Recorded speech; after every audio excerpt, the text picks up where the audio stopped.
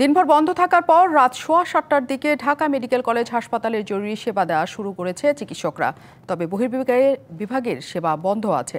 আন্দোলনকারী চিকিৎসকরা জানিয়েছেন, আগামী ৭ দিন সারা দেশেই হাসপাতালে বহির্বিভাগের চিকিৎসা সেবা বন্ধ থাকবে।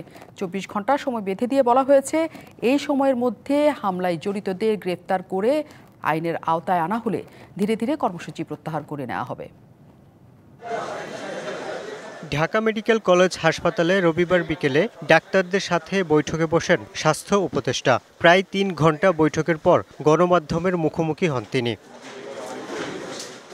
জানান, ডাক্তারদের যৌক্তিক দাবি মেনে নেওয়ার চেষ্টা করছেন তারা। এ সময় নিরাপত্তা নিশ্চিত করার শর্তে আগামী ২৪ ঘন্টা জরুরি সেবা দেওয়ার আশ্বাস দেন চিকিৎসকরা।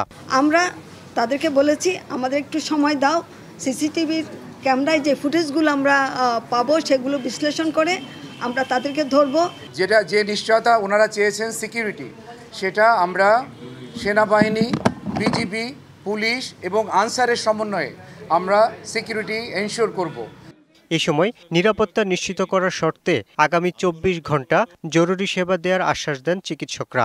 স্থগিত না, আমাদের ইনডোরে যে পেশেন্টগুলো ভর্তি আছে তাদের সেবা চলমান থাকবে এবং ইমার্জেন্সির মাধ্যমে যে পেশেন্টগুলো ভর্তিযোগ্য তারা আমরা সেটা ভর্তি অবশ্যই চিকিৎসা আমরা করব।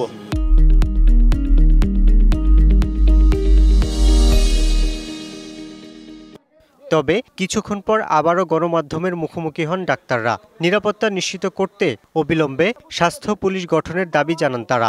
স্বাস্থ্য সেক্টরে প্রতিটা হসপিটালে স্পেশাল স্বাস্থ্য পুলিশিং ব্যবস্থা আপনারা দেখেছেন। রেলওয়ে পুলিশ, শিল্প পুলিশ, ট্যুরিস্ট পুলিশ, তাদের স্পেশাল নিরাপত্তা দেওয়ার জন্য আছে, সেই বিধান বাংলাদেশে আছে।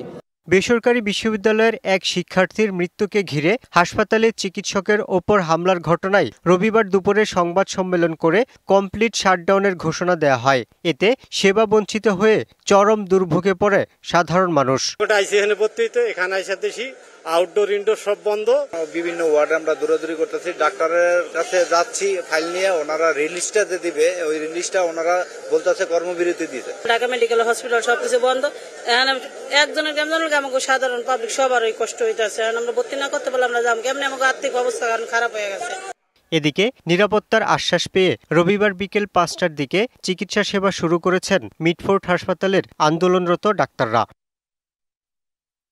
Yusuf Rana, DBC news, Dhaka.